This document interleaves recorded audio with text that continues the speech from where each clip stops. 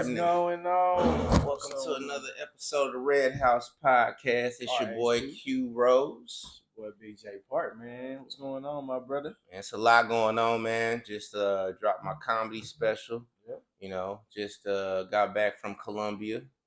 And shoot, Super Bowl just happened.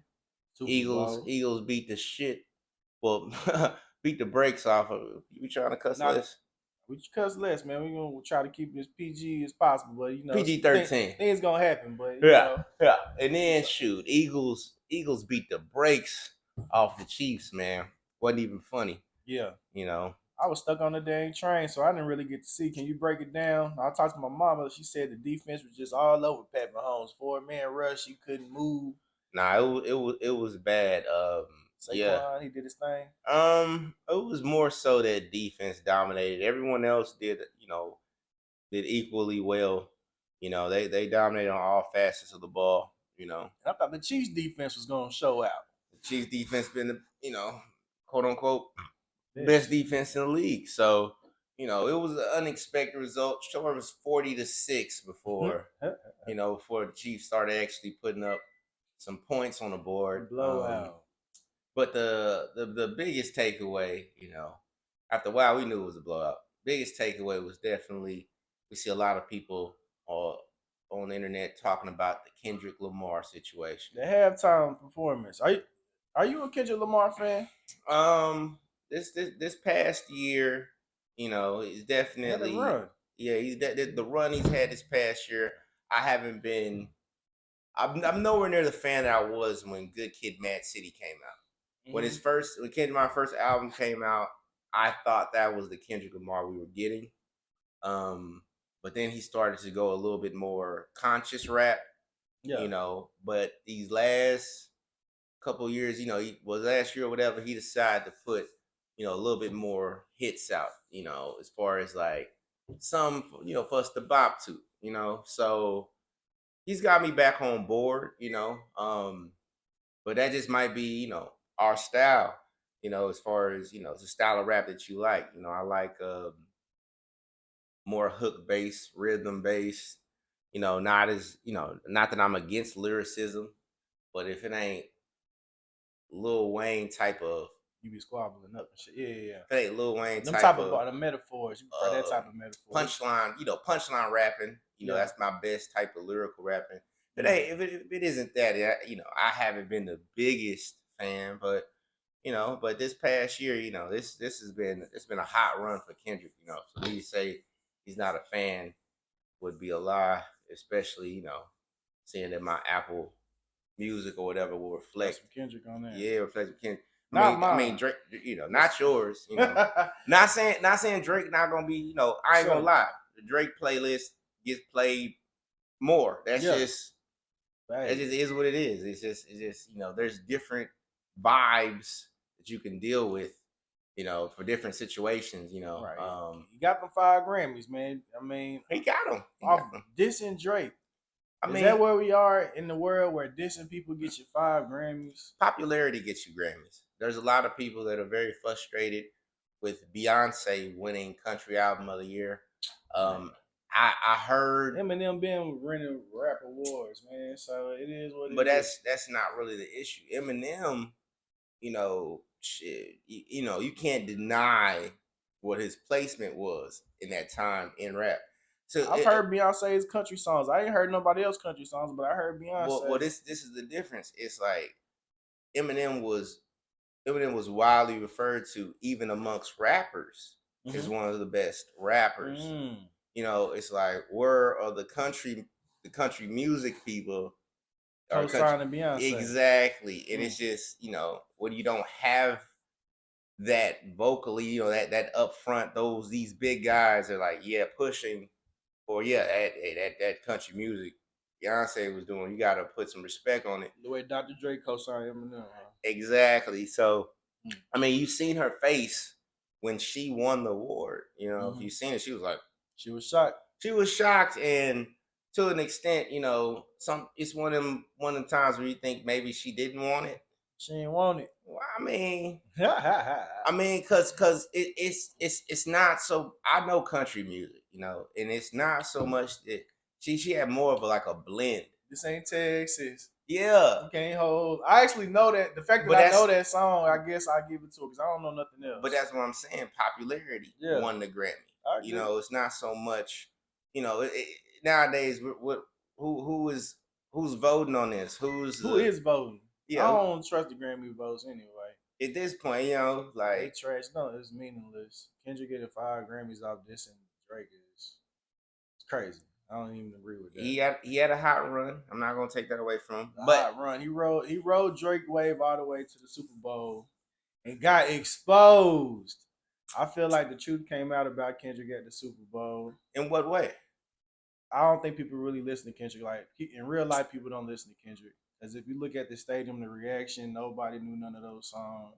Well, Kendrick, this is it's not so much that, in my opinion. You know, I was at a watch party. Mm-hmm. You know, the only song that people really didn't know for sure was that first one he came out with, like on at the Super Bowl. Starting off bad. Well, I ain't gonna lie. I was watching it and I was hyped for it. I was hyped like, yeah, everybody be quiet. Be quiet. You know what I'm saying? The whole time. Yeah. I like everybody be quiet. He about to start, you know, and then he starts it off with a song that I don't know, and I'm like, here go this Kendrick again. Dog, don't do this to us now. You too woke. But he got on board, and I actually enjoyed the performance. Enjoyed it. I enjoyed it. I enjoyed, it was terrible. A lot of people say it's the worst of all time, and I have to agree with that. I enjoyed Serena crip walking. He played a lot of the hits that we wanted to hear. He played the Drake diss at the Super Bowl. That's classless and ghetto and ratchet. Like, you got to be ashamed of him. So, like, why are you at the Super Bowl playing Drake disses, bro? That's super ghetto. Did. I mean, I don't think it was ghetto. It's what the people wanted to hear. Bringing that ratchet shit to the Super Bowl is classless, my brother. That's a wild take. I disagree with that 100%. I don't know why. Because Will Smith can slap Chris Rock at the fucking Oscars, but he can go call somebody a pedophile on live TV in front of have all these. Well, for one, let's lower the cussing down a little bit. We're gonna get this out. I'm just saying, man, it's ratchet, bro. It's ghetto. It proves that you don't have a catalog because you're at the Super Bowl and you're just worried about Drake. All right, we both talking. We are. No, we both talking. If you want a soliloquy, you can have a soliloquy. But let me finish. Yeah, you just said it. You just repeated it was ratchet 4 times. But it is. I'm not saying it's not. Was it ratchet? I think that Not Like Us, because it was a top hit and one of the main reasons why he even got this position. I think it would have been unfair to the fans who tune in to watch Kendrick Lamar to not play Not Like Us. You got your opinions about Kendrick Lamar. You don't, but he has fans, and for his fans and me being a fan as well. If he didn't play Not Like Us, I've been like, what was that? So to say he's ratchet for doing something that it's ghetto. We all wanted him to do. It's ghetto. No, it's not ghetto. No. It's not ghetto because it's not in the. This ain't Tupac's. First off, you'll be in the clip. You claim that's basically what you're doing at the Super Bowl. Super ghetto, super ratchet. You don't got no other catalog. You ain't got no other better songs. You really don't. But that's not why he's here for. But that's what proves you don't have a catalog and that your music, nobody knows your music. Bro. I disagree that he doesn't have a catalog. He has a long catalog. He has a catalog so big. This is not even the first Super Bowl he's performed at. Don't forget that that's why he ran out of songs so fast. He didn't have nothing to play. Don't forget he just had appearance at the Super Bowl. So with Dr. Dre and 50 Cent. Right. So why is he back here again? Who voted this? In New Orleans, which is Lil Wayne's spot. He's back here again because of the streaming. The streaming that Drake got him. Drake need to be performing. Drake got worldwide universal hits. The streaming that Drake got him. Yes. Wait. Hold on. But that you can't switch points. This what he's done in the past year has definitely gotten him all this acclaim. In the past, Drake got him all this acclaim. Well, that's a different. Well. For one, whoever put you on in the beginning 13 years ago, it ain't got nothing to do with 13. He still we both got kids. They not even 13. He put them on longer than our kids have been alive. It's so long ago. And Kendrick fell off, and Drake put him back on. Drake put a lot of people on, and where they not where Kendrick at, because Kendrick put in the work, and Kendrick out here actually putting out material that his fans, and not just his fans, he's grown new fans with this material. He's a part of the culture, and I won't take that slander. I just won't. Not to the extent part of the culture. Not to the extent that you're giving it. He's ruining the culture. Black people are not gonna be able to perform at the Super Bowl for a while now. Like most black people didn't even get. Only people who got Kendrick at the Super Bowl was like mid-30s people. If you young or old black people, they was not feeling that. If you that is if you're any other race, you're not feeling that. Only like a small niche people felt that performance. That's a falsehood. But I've asked, generations. But I do think it is something to be said as far as like Drake did put a lot of what Kendrick being on like from the beginning. Drake believed in Kendrick from the beginning, so it is weird that it took a turn, and it just so happened that Drake put out a couple diss songs, and Kendrick bodied them, and he bodied them so much that people been dancing and saying A minor at the Super Bowl, at the Grammys. Despicable lie. He made up a despicable lie that you shouldn't say about a man unless you have absolute proof. It's obvious Drake is not in jail for nothing. Well, it seems like you have a lot of emotions about this situation. I'm just saying, he took it to another level. It is what it is, but I think it all came to fold. Drake won the beef at the end of the day after the Super Bowl. It put Drake back on top because that major L he took, and Kendrick thought he was going to take over the Super Bowl. He rocked it. He didn't. He rocked it. It's known as the worst Super Bowl performance of all time. There's a lot of people that disagree, but it's mainly not. It's anybody else besides anybody in their mid-30s will tell you that was the worst. You got to be black and in your mid-30s, and then if you're not that, you're gonna tell me. I'm telling you, you're gonna tell me that was trash. Any other race, they wasn't feeling that, bro. Well, I disagree. Some secret message. I disagree. It seems like we're not going to agree to this point. That's why I got you on this podcast, because we both got our viewpoints. Yeah. You know what I'm saying? One thing we do agree on is that the NBA has colluded to the point where it's now the WWE. This is nothing but entertainment at this point. And to call it competitive drive completely through the league now, with teams doing things like, you got the Lakers and the Mavericks GMs, they say meeting in secret and trading off Luka to the Lakers. That's all for big billionaire business to get ratings up for the NBA as a whole. Lakers and Celtics back at it again. That's where we at for years to come. They both have young superstars now. It's like we all know it doesn't make any sense to trade a 25-year-old Luka Doncic who just made it to the NBA Finals as the Batman for a 31-year-old Anthony Davis who's never been a top 5 player. That's been a Robin at most on his way to a championship. And he's broken down. He got hurt the first game. Him getting hurt the first game just solidified it. We are in Dallas. We're based out of Dallas, so to see all this protesting going on at the stadium is it's embarrassing, because it's embarrassing to see how much power that these billionaires have, where they can make a move that we clearly no one in their right mind believes that this was a smart move. No one in their right mind believes anything like this should ever happen. So, are you still a Mavs fan? I'm a Dallas fan. I'm a fan of Dallas. It's hard for me to support what these new owners are doing to our organization, even to we didn't get any picks back that we can use. We got a 2029 pick, so it's like we got a lot of 30-year-olds that are in 3 years going to be done playing basketball, and then you even get rid of Quentin Grimes, our most promising young scorer. And you get rid of him for a 29, about to be 30-year-old Caleb Martin. That's a 3-and-D guy.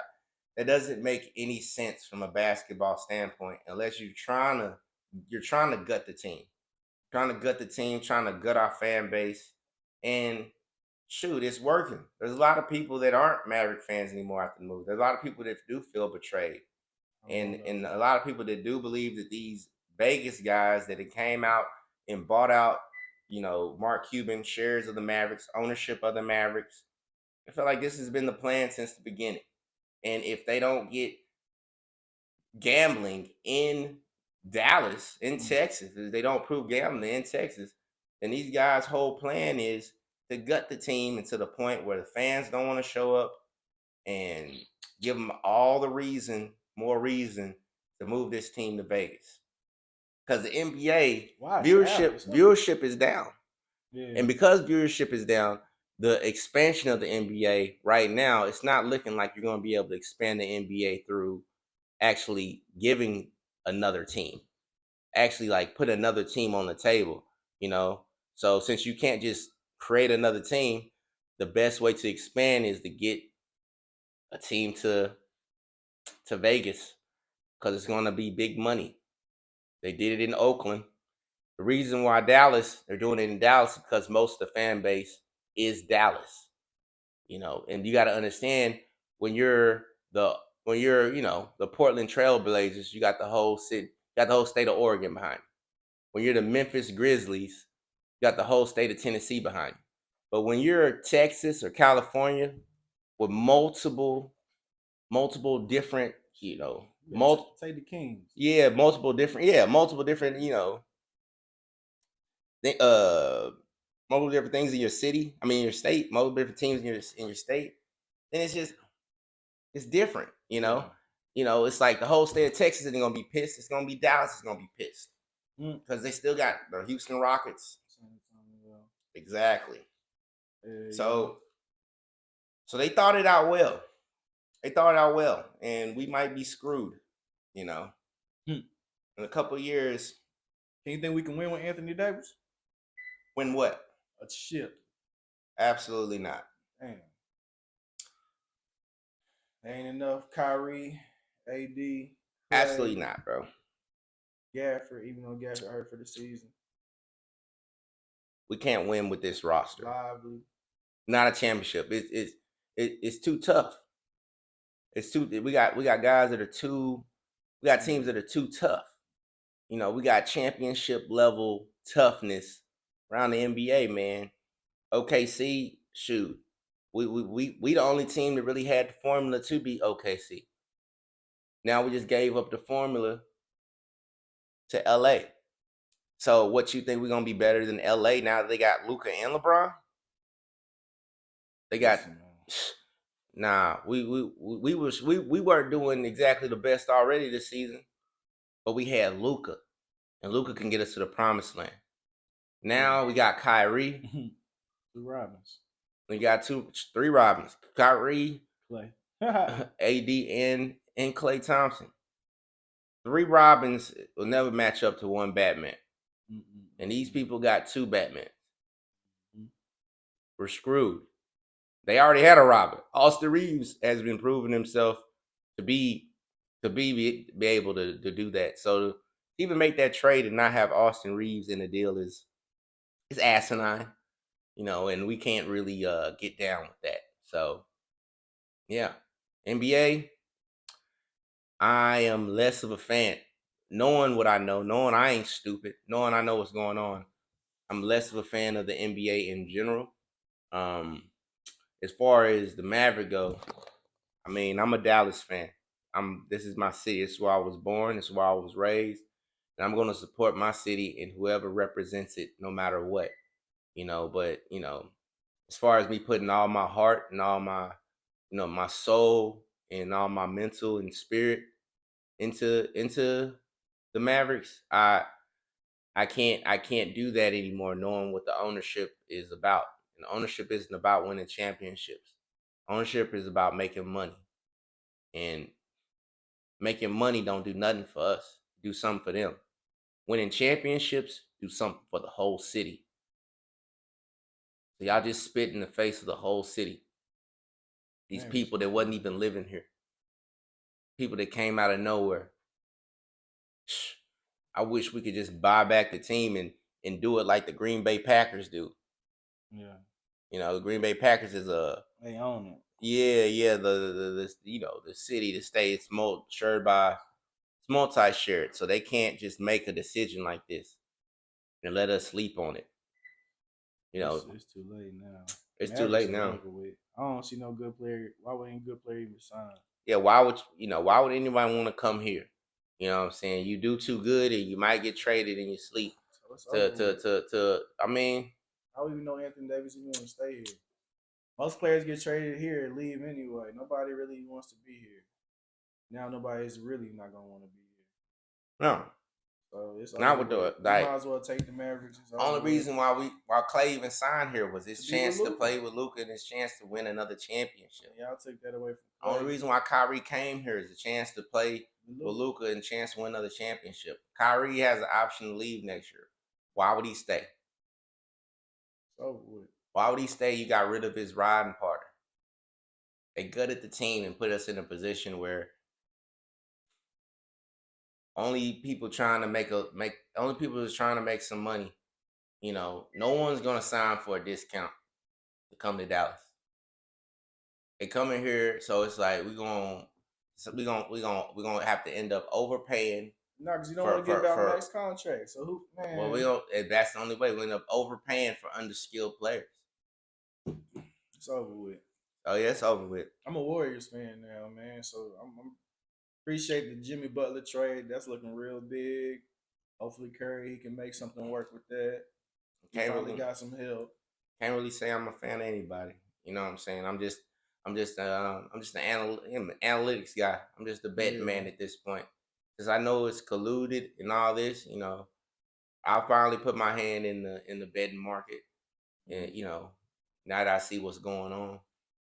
It's like now they're trying to push the narrative, force the narrative. So, you know, you could be a Warriors fan, you could be a Lakers fan, you could be I like Lakers. I'm a Boston Celtics fan, and you wouldn't be wrong picking any of those three teams. But you fans of one of these other teams, man, be careful. Count your days, because it happened to the Dallas Mavericks. You trade Curry. I'm not the Warriors fan. And we just went to the championship, so don't think it can't happen to you. Yeah. Yeah. You gotta talk about that special, man. Yeah, man. I just recorded my comedy special, you know, so you figure out the name that you want to call it? Not yet. Not yet. Not yet. But just recorded my special. I'm gonna be releasing that hopefully by next month. Me and the editor supposed to meet up tomorrow. So filmed it down in downtown Dallas at Sharks Comedy Club. So just excited about that. We had 2 nights of filming, you know, 2 nights of me headlining, 40 minutes of pure jokes, you know. What do you feel about it? The crowd, they did their thing, right? The crowd was responsive. It was up for it, you know, up for comedy that night. They came out, they showed love. Yeah. So, you know, first night, biggest hiccup was probably that lady up front. She agreed too much. Every joke I said, like, "Hey man, that's right."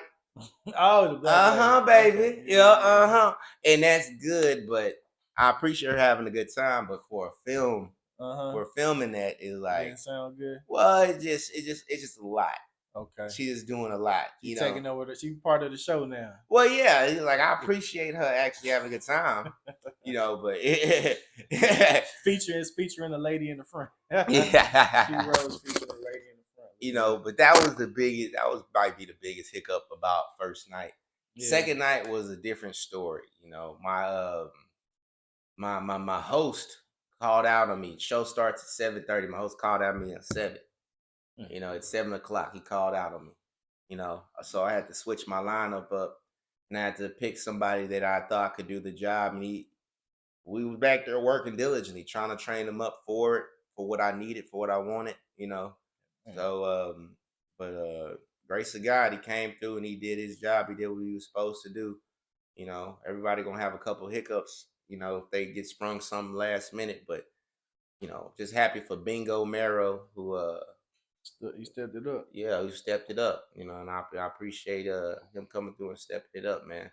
I say last minute the host canceled. Last Goodness minute the gracious. host canceled, man. You know, and that's you know, Mm-mm.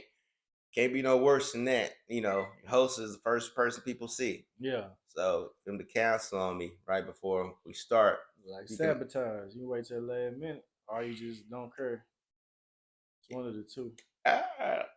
Definitely hurt. You know, definitely hurt. I'm not gonna it hurt for a second, but you know, we're all professionals, so can't cry over spilled milk. You gotta dust yourself off. Try again. They're gonna be part of the special, like the host and like all that. You know, it's gonna be just straight you. It's gonna be me. Okay. It's gonna be me. You know, I'll ship them. Just crowd work. Yeah. Well, yeah. You know, you got get some people out to warm up the crowd. Sure. You know, give them. You know, let them know it's a comedy special. Get them already in the mood for comedy. Mm-hmm. You know, I'm. You know, people came out to see me, but you know, they just know of me. Maybe seen a couple of clips. There, I don't have those. You know, those committed hardcore fans like, you know, maybe a Mike Epps or something like that has where he can just come out and it's like, oh, I'm and people are already like, oh, it's Mike, I'm ready to see him. Yeah, you know what I'm saying. You start doing you know, start doing some of his old stuff. Yeah, you know, maybe Cat Williams, whole little tink tink, you already got that in your head. You know what I'm saying. Expect it to laugh. This right here, you know what I'm saying. You already in the mind space of it. So you know, get them already in the mind space of it. The biggest issue though was I actually had to be my own bouncer. Yeah, that too. Yeah. You had to be my bouncer. I actually had to throw somebody. I had to Uncle Phil somebody out. Yeah. For someone came in super drunk and super belligerent. Yeah. You know, and they just were loud. And I'm back in the green room backstage, just getting my head space right or whatever. And I hear somebody from the back of the green room. I can hear them talking, and it's like, what? Why can I hear somebody talking and it's not the person on stage? Mm. Oh, yeah, we're talking to people on stage. It's crazy with a mic. I go out there. I go out there. I ask him, could he please just, you know, keep his voice down. We're filming a comedy. You know, we're trying to film today. You know, and I go back. I hear him again. 5 minutes later, I hear him again. Yeah. So at that point, I'm like, hey, man, we need. Obviously, you're not getting the point. Yeah, you know what I'm saying? Because I'm not getting the point. So, you know, could you go to the back? Just go to the back of the club. Yeah. You know what I'm saying? You being drunk. I'm not. You're not getting aggressive with him at this point. No. I'm just like, bro, just need to go to the back. I'm being professional. I'm trying to stay. You know, I'm trying. I still got my set to go. In your mode. Yeah, you can't be getting. Yeah. And then shoot, even after that, shoot. After I tell them to go to the back, I go to the green room, and I hear somebody on stage comment like, "Who was that talking loud?" And I come out, and this guy then came back, and he talking again, loud as hell. Yeah. So at this point, you seeing red. This point, I'm like, you know, your show, yeah, you probably seeing this red. point, I got maybe 5 minutes before I go up. Yeah. So at this point, I'm like, nah, bro, you guys to go. You know what I'm saying? Your shit, yeah. I gotta escort you outside the premises at this point. Damn. You know what I'm saying? So, you know, had to get my hand. What was the size of the guy? Big dude, little dude? He was a big white guy. You know what I'm saying? He was a big white guy, but you know, and a few of the comics, you know, who was there, they knew him, but at this point, you can't. Oh, he was a comedian. No. Oh, okay. No. He definitely sound like he worked at another bar at another comedy club. So he drunk off his. Yeah. So I mean, I wanted to be as cordial as possible, but at this point, you're not being cordial. Would you put your hands on him? How you get him out of there? I just, you know, just like gotta. I ain't gonna say I'm just walking him down. You know what I'm saying? If he runs into my body, it is what it is. But we're walking him outside of the club at this point. Like, Nah, you gotta go, bro. Yeah. You gotta go at this point. And then when we got to the, when I walk them out, at this point, I'm telling the people who work. Don't let this motherfucker at back the club, in. like, just you can't let this guy back he in. ruined what I got going on. Yeah, he's we Belligerent a lot of people put money and effort into this going as best as it can go. Yeah, you had to do this with the suits popping up. I said, oh shit, yeah, it looked like a real deal. Yeah, situation going on. So I'm excited to see the outcome. Yeah, so it's gonna be some next level. We gotta think of this name, but it's from what I seen, it's a good show. Like I'm looking forward to it, bro. So yeah, it's definitely we put a lot of effort into this, and it's one of them things where at this point just got to believe myself and push it as best as I can when it's released. But that was the main hiccups, and but a life without you know hiccups is unrealistic. Yeah, something gonna happen. Yeah, so everything can't go perfect. So shout out to everybody who was there, everybody performed for me. The guy who came up before me, Big A, man, he had to go over his time because I was putting somebody out. Yeah. He probably didn't know what was going on. Nah, he did. I seen him up there when I was coming back. He's like, "Hey, how much time I got left?" Right. He thought he was the damn main attraction. Yeah, he's like, and the promoter was like, just keep going. Like, keep going. Because I had to go back in the back, man, and just get myself right, do a couple push-ups, get my brain off of a little bit. Yeah, that's adrenaline rush. Yeah, I already prayed up a little bit, you know what I'm saying, before this even happened. So I already had the protection of my Lord and Savior on my side even before that happened. So this shit probably pumped you up, probably made you perform a little bit better, gave you a little energy boost. I'm not gonna let that man do that. Yeah. I'm not gonna say that because then I'm giving power to that man. Like, he helped you out though. He ain't helped me out. Huh? That's why I ain't saying. The second show was better because you was you know how West like 5 heartbeats when the nigga came through after they was shooting at him. He came in, hit that stage. I would much rather have, that's how you came in. Have him not just been there at all. You came in like Eddie Kane, yeah. Yeah, so we're gonna do everything. We're gonna have a release party and all that type stuff. Release party, okay. So it's gonna going down. Yeah, it's in the comedy world. First special of all time, man. Yeah, so that there's a few things popping up, man. We, Columbia was great. We definitely thinking about traveling more. Yeah, as a group of guys traveling more. They say might go on a tour. Shoot. After the special drops, just gotta speak to, several, a few managers or whatever, see who fits what I'm trying to do, and then be able to use them to be able to push out my special and see, who out there messes with Q Rose, and I'll travel to a city near you. And check him out on YouTube. See if you like the jokes, man. Yeah. Take it from there. So we talk about Kendrick, talk about NBA. Yeah. Talk about special. What you got going on, Jay? I just got back to Dallas, man. Got me a little finally invested into my little puppy, man. So be on the lookout, man. We're gonna be pushing out Cane Corsos real soon. I'm just looking excited to that, man. But yeah, it's my little buddy. Got my Cane Corsos. Why don't you grab them so you show everybody? Show a little something. You got one too, man. You got. But yeah, mine. We gonna show some puppy love. The man went out and got the biggest dog that I've ever seen in my life. He said his dog 10 months. His dog, holy crap. It's a 10-month-old dog. No, 10 weeks, baby. My bad. This 10 weeks? 10 weeks. 10 weeks is crazy, man. 10 weeks, man. That means this dog's 2 months old. Yeah, 2 months. Bro, this is gonna be the biggest dog I've ever seen in my life. It is. Puppy's coming soon, man. He's a puppy, but yeah, in a couple years. Grab. Grabbing dogs. Puppy love. But man, that's a new year, man. RHP, man. Glad to see y'all. It's a lot we got coming. Y'all come check us out.